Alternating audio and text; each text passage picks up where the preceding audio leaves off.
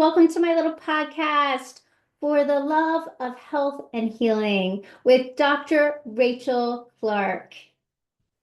Dr. Rachael Clark, thank you so much for joining me on my little podcast. Of course. Thank you for having me. It is a pleasure to have you. I've been doing some research on you, and you're doing some fabulous stuff. Thanks. I'm trying to get out there and you know, trying to build what is truly aligned with my my values at this point. Well, what I love first of all is that we met through a good friend in Kennett Square that has gone to work for you, and she was blown away by the things that you're working on, which we will get to. But Mhm. you're homegrown. You're from Chester County, Yes. right? You grew up, is it in West Grove? Yep. Grew up in West Grove. And you went to, was it James Madison? Yes. Went to James Madison, Okay. JMU in Harrisonburg, Virginia. And then Temple. Then Temple, North Philadelphia. I got it for medical school. It was between West Virginia University or Temple. And I said, well, obviously it was coming home, which was nice too, but I think I needed a change growing up in West Grove and going to undergrad and, in Virginia. And I was like, I think I need to, get into a city. Tell me a little bit about that. I really am into like hearing your story. Yeah. So the girl who walked into Temple Medical School on day one is not the girl who walked out 4 years later. I'll tell you that much. I basically feel like I grew up in a little like I wouldn't even call West Grove suburbia. It's like very rural, like a little bubble.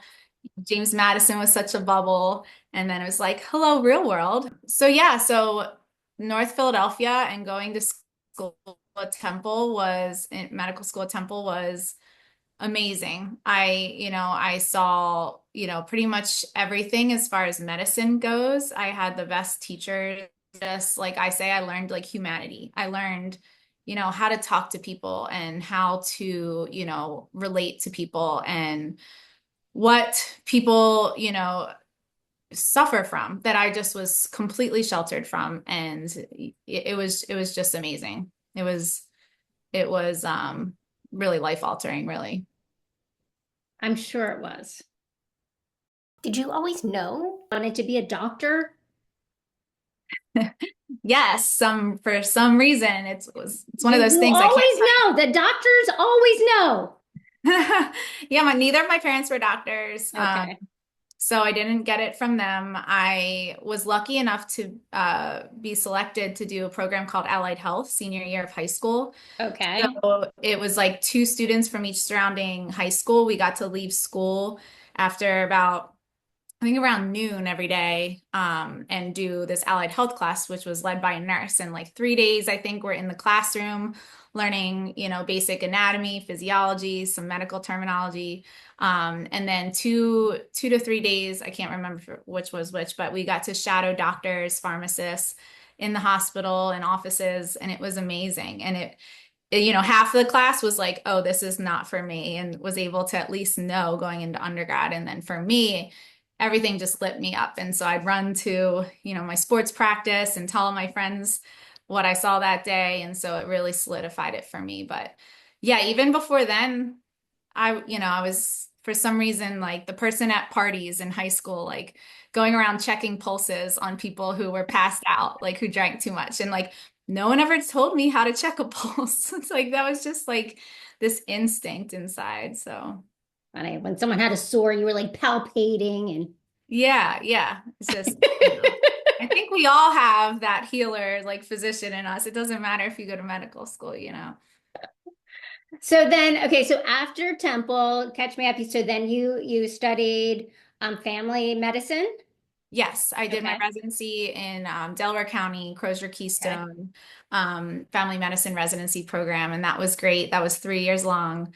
Um, Basically, the first, when you actually get to train in what you're going to be doing. So I couldn't pick like a specialty. Family medicine's like the opposite of a specialty. You get to see Right. babies to elderly, and I even did deliveries for a little while, did a lot of pregnancy care. Loved women's health. And so that was a really good experience. And my co-residents and all the faculty were like family to me. And I stayed on there afterwards as a faculty member for about 7 years too. Yeah. Stuff. Good stuff. So that brings me to your practice today. Um, so you call yourself the Village Health and Healing. Tell me a little bit about this. Yeah. So when I first stepped out of conventional medicine, I was extremely burnout.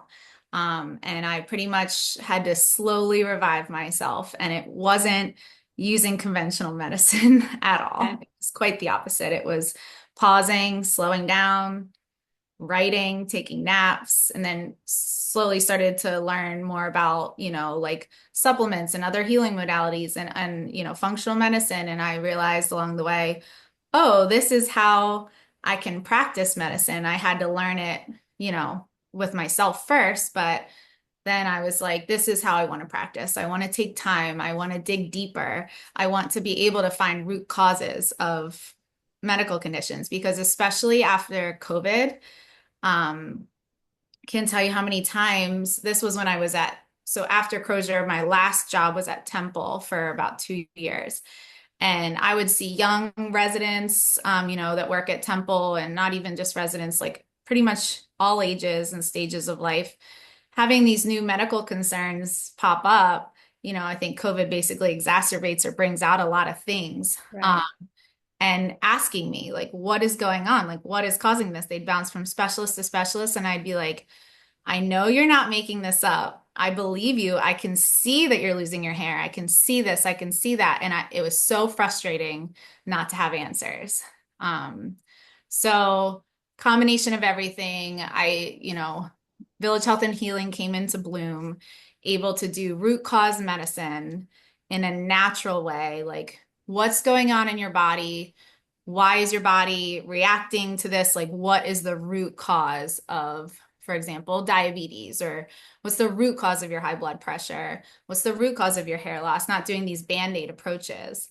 And it's been so fulfilling. I can take time with my patients, very long visits, bring in all aspects of health. I believe we have to start with the physical health, but I bring in mental health, emotional health, even spiritual health, and have that holistic picture because I believe I've learned that we all have these like wounding patterns, and say we start with our physical health. That's great. We start to feel better. But if we don't address the other quadrants of health, those patterns, keep going and then eventually can make us sick again on a physical level. So that's Village Health and Healing. It's been great so far. It's been a journey.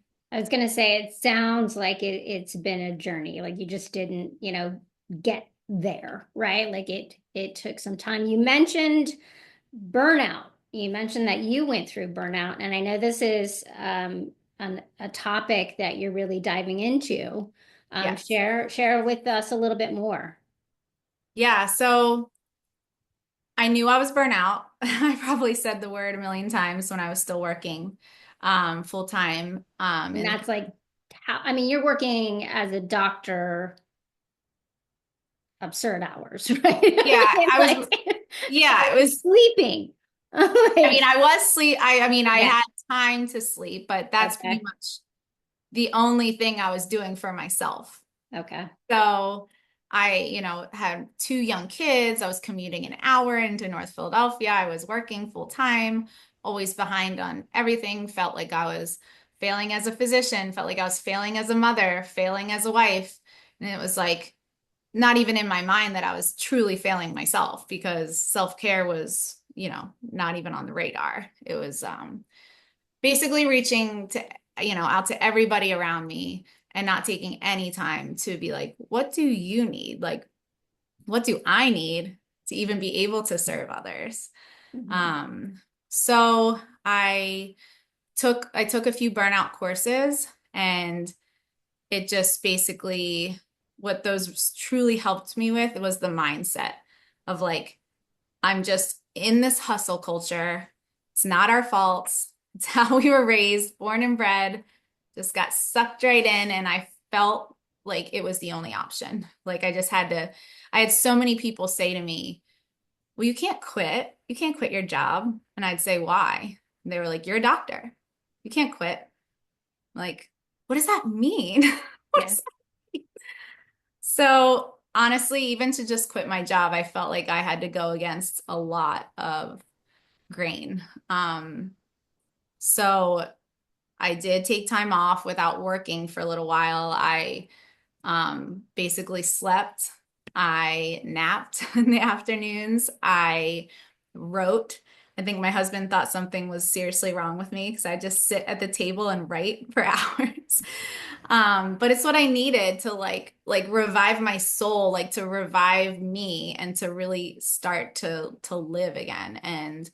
Um and what I've learned about burnout, so I thought that it was just from stress. Like, right? Like I was just like, I thought that I just couldn't handle stress as well as the next person or my colleagues at work. And yes, chronic stress has a big, plays a big role in burnout, but I've learned that burnout's not just like physical or like your environment. It's like your burnout on a physical cellular level for like a lot of reasons as well, which is not something that was on my radar. And then I realized that I had so many things going on a physical level in my body once I started down that road that really helped revive me.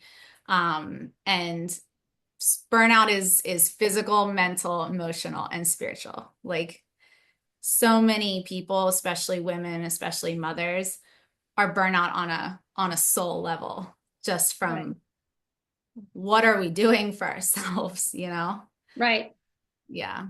So it's been a journey, and I've learned so much about, I feel like, how to get out of burnout, how to hopefully prevent burnout, because just because you get out of it doesn't mean that you won't repeat some of those patterns and go down that road again, which has happened to me since, like in different ways. Um, and how to heal your body on a physical level too. So I'm currently creating a course for burnout mothers, basically combining everything I've learned along the way. Um, so like a truly holistic approach, how to change your belief system. Why do you even deserve to take a break? Like, like Yeah. Yeah. I mean, oh, this does sound, it sounds so beautiful. A couple buzzwords that came to me when you were talking is, of course, the self-care, which is something I've been leaning into myself.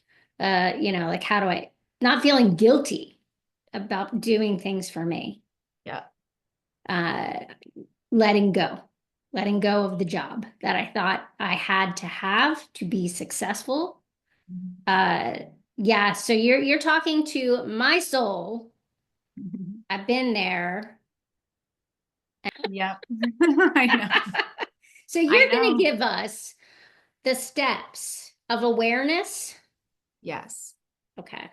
Awareness is number one. Without awareness, we can't make any change. Um, so awareness is definitely first, and then kind of learning how this happens, from the time we're even before we're born in utero, how when we're in this first, few years of life, what we have to do to get that love, safety, and belonging. And these things we pick up in these patterns, like even from early childhood, we just continue throughout our lives. And then we get a little older, and then what do we learn that people accept in this world? What's going to get us like attention and recognition? And, that's when we start to think, ooh, I need to get that job title and that job title and do all the things. And, most of us, or a lot of us, didn't have a lot of women in our lives showing us, passing down, this generational information of how to take care of yourself, so we can learn all we want, but we really learn so much by watching and observing those around us. And so if we didn't have mothers or grandmothers that did take care of, like take that time, take that trip, take that time off, pour into themselves, first before others, then the patterns, the generational patterns just repeat, and us women we're just all we're tired, Right, we're right, tired of running on empty tanks, because we weren't taught the tools.